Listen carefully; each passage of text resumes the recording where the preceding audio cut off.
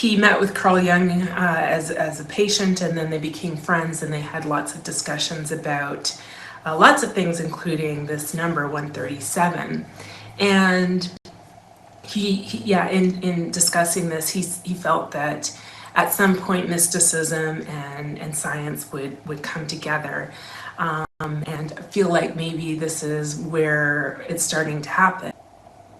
Hi everyone, I'm Ingrid from Binary Star Astrology. Today I'm going to talk to you about Mars and Venus and their cycles, both the short cycle, the rose cycle, and the longer cycle, which I call the bouquet. And I'm going to just dive into them in this technical video. This video will be on the playlist Geeky Technical Math Stuff. I created that as a playlist for just the technical stuff. We're starting out with technical kind of information, and then we'll build on it as we get more into the material.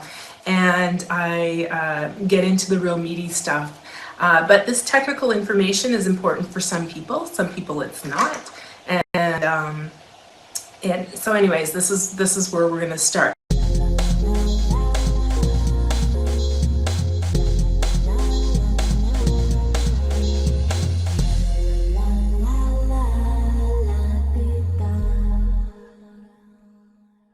So the Mars, Venus, Sun cycle. So first of all, Venus has a synodic cycle.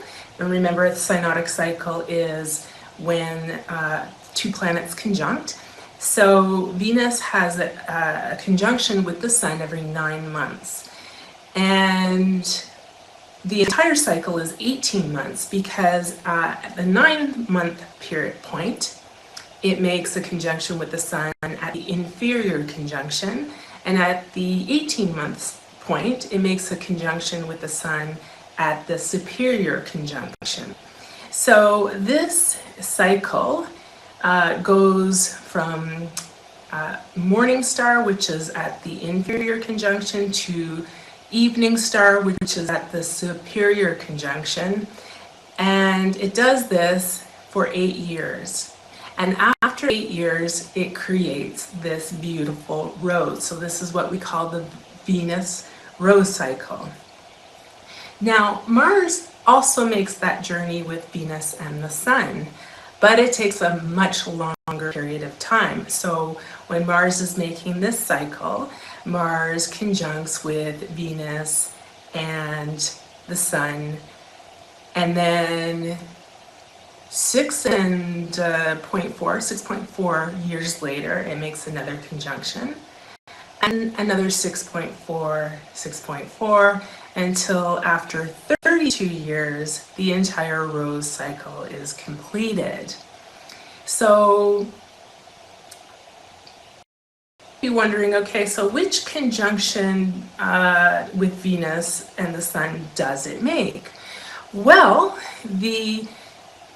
it depends. So for 160 years, Mars, Venus, and the Sun make this conjunction while Venus is in the superior conjunction with the Sun.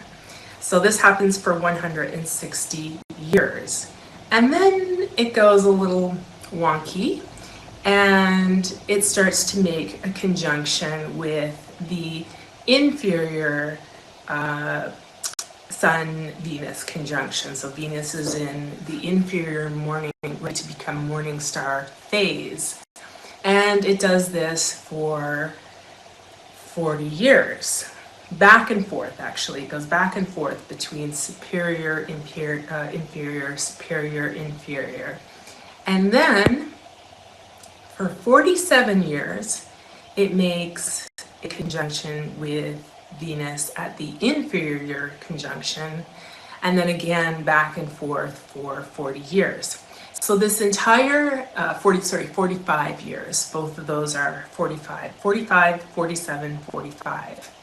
The entire phase with the inferior conjunctions is 137 years. Recently watched a video with Robert Edward Grant, and he mentioned the fine structure consonant. So here's Robert Edward Grant talking about the fine structure consonant, so you get an idea about what it is. I finally got his telephone number from someone. I called him up out of the blue, and I said, "Hi, Alan." I said, "I know you're busy. I'm sorry to bother you. I'm just going to say one word to you, tell you one thing, and then if you think it's interesting, then we can continue the conversation at your, sort of desire and will. Or if not, then we could just hang up and you could say goodbye and you go along your merry way." And so he said, "Okay, what is it? What is it?"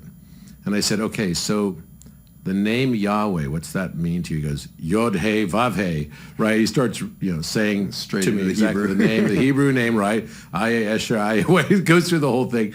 And then he says, "What about it?"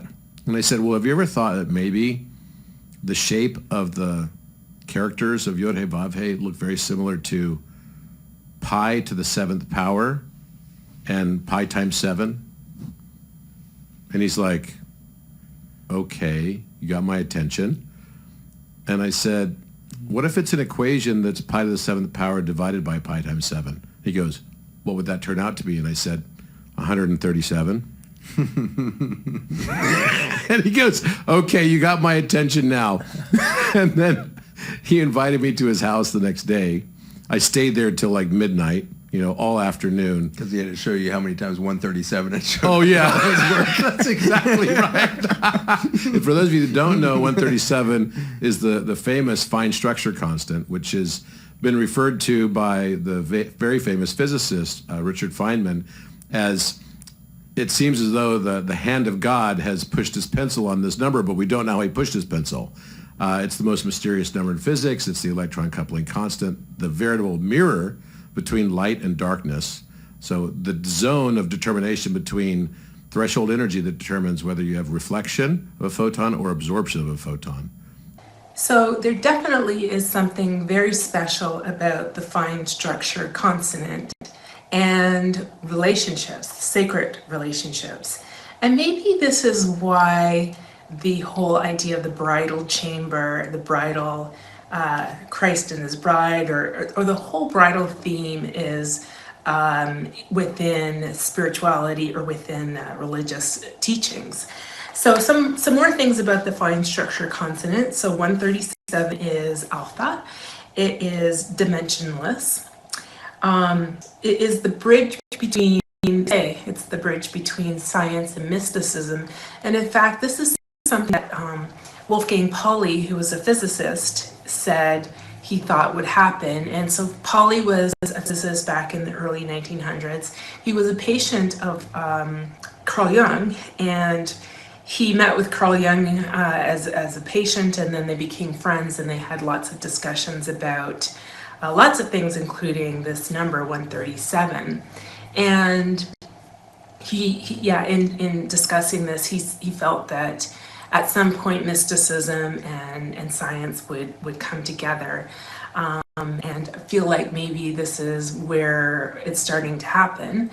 And he also, by some fluke, died. When he died in room 137. So there is a book called 137. It's about Pauli and his life and his connection with Carl Jung. Very, very interesting. It describes lots of things. It shows up lots of times in the Bible, and apparently it describes the corresponding loops which clasp together and join the two sections of the tabernacle. And I believe this is the Solomon's temple tabernacle. And it's these two loops that divide the holy place and the Holy of Holies. So it's this space between the physical and spiritual boundary, and that boundary is connected to 137. So I feel like this is a really special thing to show up in this huge Mars, Venus, Sun cycle that really points to something very sacred that is possible within relationships and within sacred relationships. So thank you very much for joining me on this very kind of technical part of the Mars, Venus, Sun cycles. And I hope you will join me in other episodes as we dive into more feeling-oriented, very practical kinds of elements of the whole binary star system theory. And please click the like button and follow me and the notifications and everything so you can keep in touch with me and know when more content comes up. All right, take care.